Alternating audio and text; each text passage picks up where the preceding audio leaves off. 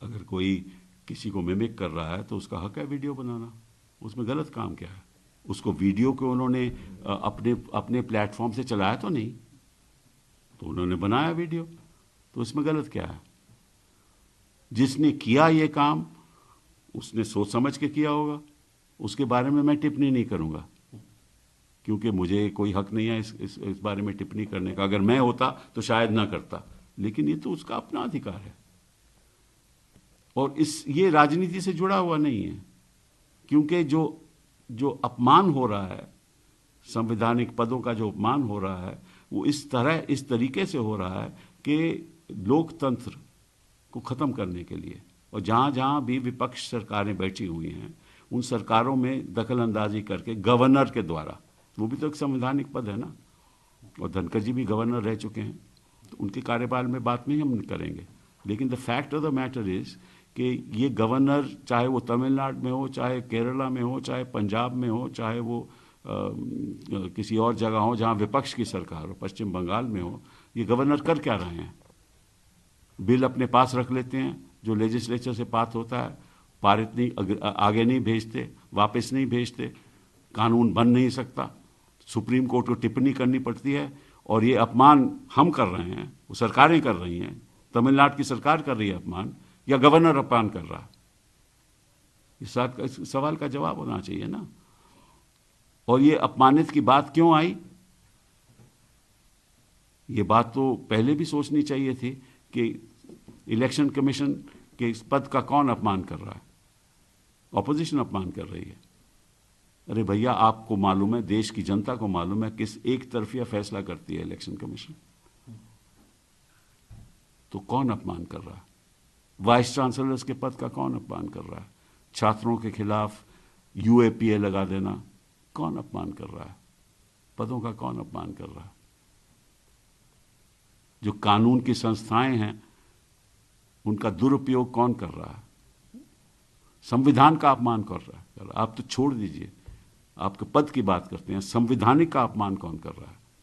संविधानिक का अपमान केवल, सिर्फ केवल जो सत्ता में बैठे हुए हैं रोज रोज अपमान करते हैं। सर, धनखड़ साहब के बयान को कैसे देखते हैं कि मेरी जाति के ऊपर भी बात है? इससे जाति से क्या ताल्लुक है? किसी ने मिमिक्री की, वो सही हो सकता है, गलत हो सकता है, वो अलग बात है, पर इससे जाति से क्या ताल्लुक है? ये तो एक इंसिडेंट को एक राजनीतिक रंग देना, मैं समझता हूँ कि ये उचित नहीं है, खास तौर पे जिस पद पे वो बैठे हुए हैं। मैं व्यक्तिगत रूप से, मेरा बड़ा अच्छा ताल्लुक है उनके साथ, तो मैं उनकी इज्जत भी करता हूँ, लेकिन ये सही नहीं है। सर, तकरार भी कहीं ना कहीं दिखाई दे रही है, जो पत्राचार हो रहा है। एक बार खड़गे साहब लिखते हैं, वो फ्लोर चेयर पे से धनखड़ साहब कहते हैं कि आप मिलें, उसके बाद पत्राचार होता है सिर्फ मीटिंग फिक्स करने के लिए। आज खड़गे साहब ने ये कहा कि मैं नहीं मिल सकता, लेकिन उन्होंने तमाम बातें गिनाई कि किस तरीके से जिस पद पर धनखड़ साहब बैठे हैं, जो वाइस प्रेसिडेंट हैं या जो राज्यसभा चेयरमैन है, माफ कीजिएगा, जो राज्यसभा चेयरमैन है, उनकी क्या ड्यूटी बनती है, और 146 सांसदों के निलंबन का भी जिक्र किया। इसको किस तरीके से देखते हैं आप? देखिए, मैं एक छोटी सी बात आपको कहना चाहता हूँ। जून 2016 में प्रधानमंत्री जी ने इलाहाबाद में अपने वर्करों को संबोधित करते समय ये कहा कि आप जब काम करो तो सेवा भाव,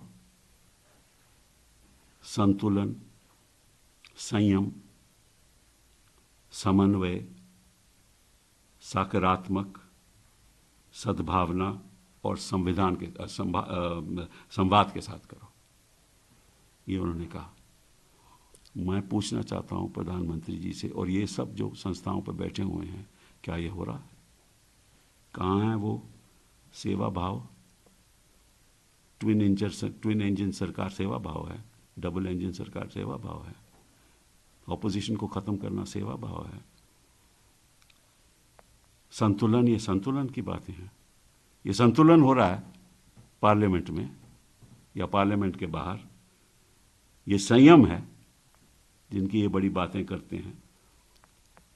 ये समन्वय है, सकारात्मक है, सद्भावना है इसमें कुछ, और संवाद की तो बात ही छोड़ो। तो जो ये कहते हैं उसका उलट करते हैं। ये इनकी सोच है और ये इनकी राजनीति है।